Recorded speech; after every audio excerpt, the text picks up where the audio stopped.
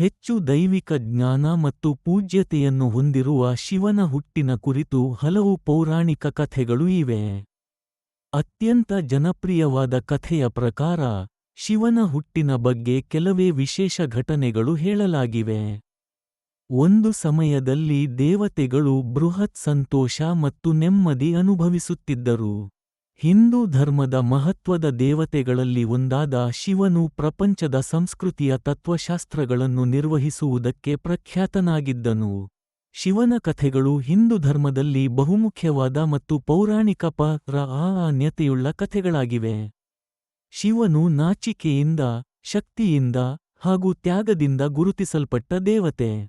ಅವನು ಶ್ರೀಹರಿಯ ಜೋಡಿಯಲ್ಲಿ ಬೃಹತ್ ಪ್ರಪಂಚದ ನಿರ್ಮಾಣ ಹಾಗೂ ಧರ್ಮವನ್ನು ಉಳಿಸುವ ಕಾರ್ಯಗಳಲ್ಲಿ ಭಾಗಿಯಾಗಿದ್ದಾನೆ. ಒಂದು ಪ್ರಸಿದ್ಧ ಶಿವನ ಕಥೆ ಮಹಾಶಿವರಾತ್ರಿಯ ಕಥೆಯಾಗಿದೆ.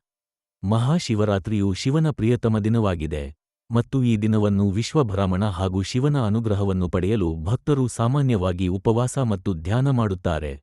ಶಿವ-ಪಾರ್ವತಿ ಮದುವೆ ಹಿಂದೂ ಮಹಾಕಾವ್ಯಗಳಲ್ಲಿ ಮತ್ತೊಂದು ಪ್ರಮುಖ ಕಥೆಯಾದದ್ದು ಶಿವ ಮತ್ತು ಪಾರ್ವತಿಯ ವಿವಾಹದ ಕಥೆ.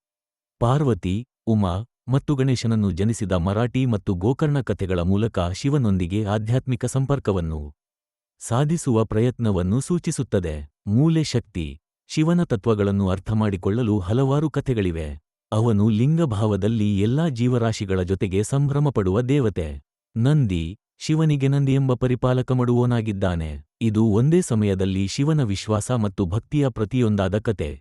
ಈ ಕಥೆಗಳು ದೇವರ ಶಕ್ತಿಯನ್ನು, ತ್ಯಾಗವನ್ನು ಮತ್ತು ಸಮರ್ಪಣೆಯನ್ನು ಸೂಚಿಸುತ್ತವೆ.